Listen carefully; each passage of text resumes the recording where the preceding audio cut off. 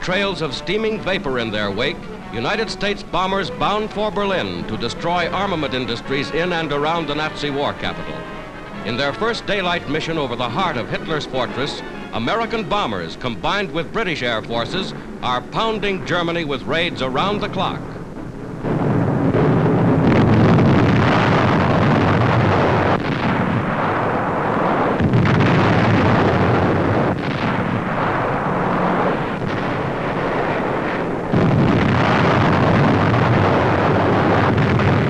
One propeller out, a bomber limps home. In all, 68 American planes failed to return.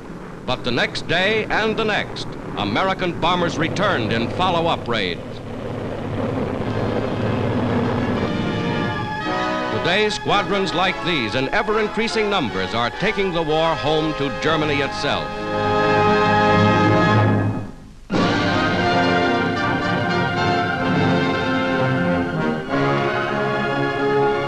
Back from her fourth wartime journey of mercy, the Swedish exchange ship Gripsholm arrives in New York Harbor. Aboard are 663 Americans home from Nazi internment and prison camps.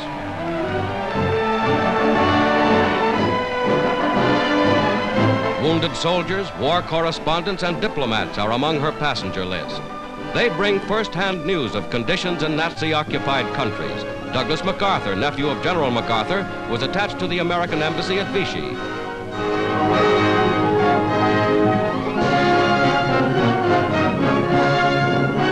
Ralph Heinzen was Paris correspondent for an American news service. We're very glad to get home.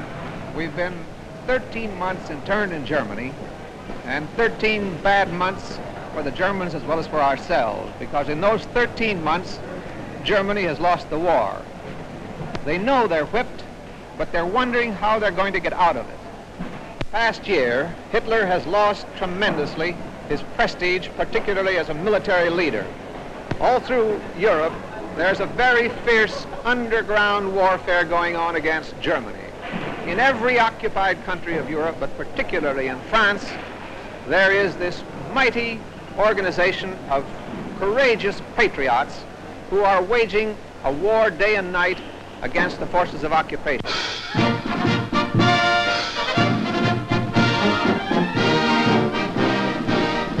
Home on leave after 4 years of battle, units of Australian fighting men get a thundering welcome as they parade through the streets of Sydney.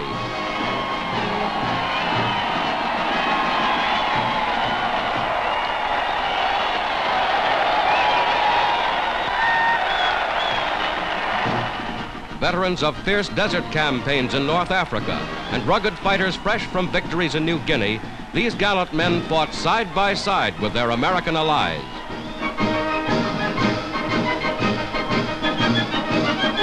Australia's General Sir Thomas Blamey takes the official salute as the nation pays tribute to its heroic sons.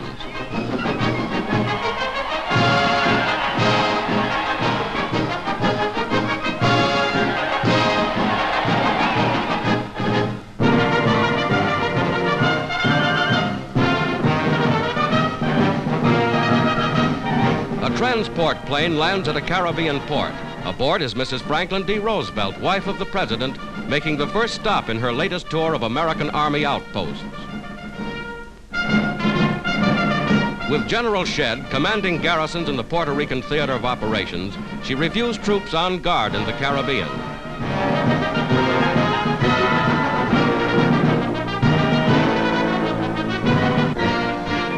In Australia, Mrs. Douglas MacArthur, wife of the Allied commander in the Southwest Pacific, sponsors a new destroyer built by Australian workmen.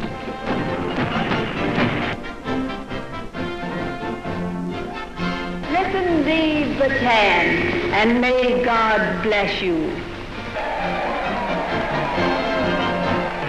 And His Majesty's Australian ship Bataan goes down the ways, dedicated to avenge the gallant fighters in the Philippines whose heroism will never be forgotten.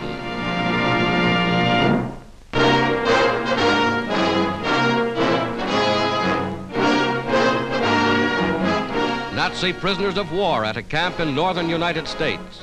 In full accord with the Geneva Convention, prisoners are well housed, well clothed, and well fed.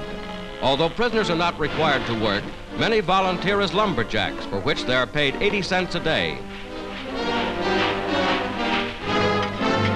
A snow shoveling detail. Prisoners keep their own camp in order. By doing work like this in the shoe shop, captives are able to buy cigarettes and other luxuries.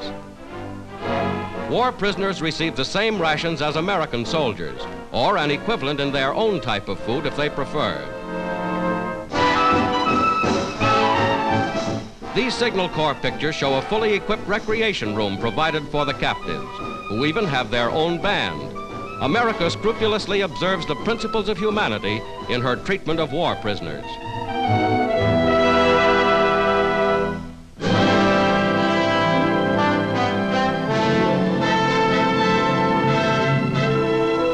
Officers of the Allied military government draw up plans for the evacuation of thousands of homeless civilians from Italian battle areas.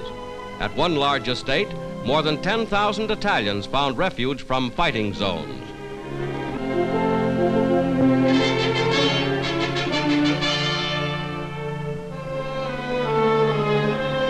Along every road in endless procession, refugees streamed toward collecting stations set up by the Allied military government. Many helpless families, made homeless by the German seizure of their country, were forced north during the Nazi retreat. Stripped of most of their possessions, only a few were adequately clothed or fed until the Allied Fifth Army landed.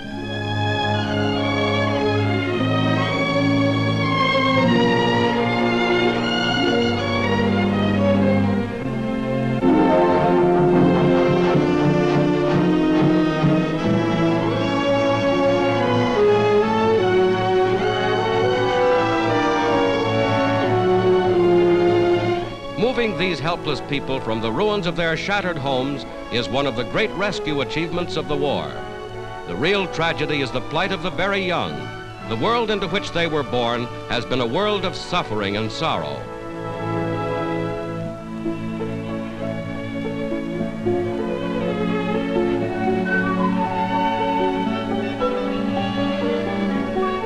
Now the Allied authorities open the way to a new haven, a haven where they may wait in safety for the day of peace. As swiftly as possible, Army trucks take them to ports of embarkation.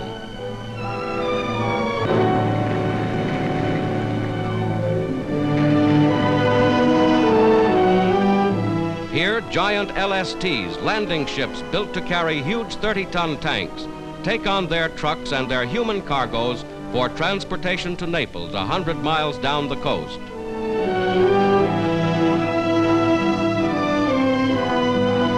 Sanctuary in southern Italy. Here many Italians find new hope and new lives in liberated territory.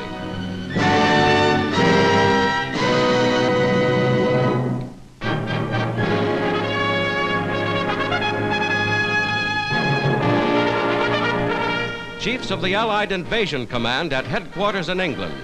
America's General Eisenhower in supreme command as the United Nations concentrate the most powerfully armed force in history. Warehouses bulge with tons of supplies. Agreements reached at Tehran now being put into action. At hundreds of military depots, thousands of trucks, command cars, jeeps, all kinds of mechanized equipment are assembled for the day of invasion.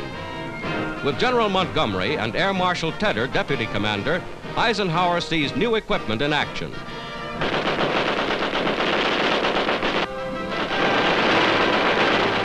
Today, great fleets of troop carriers soar over Britain, releasing their hordes of parachutists. Spectacular rehearsal of things to come.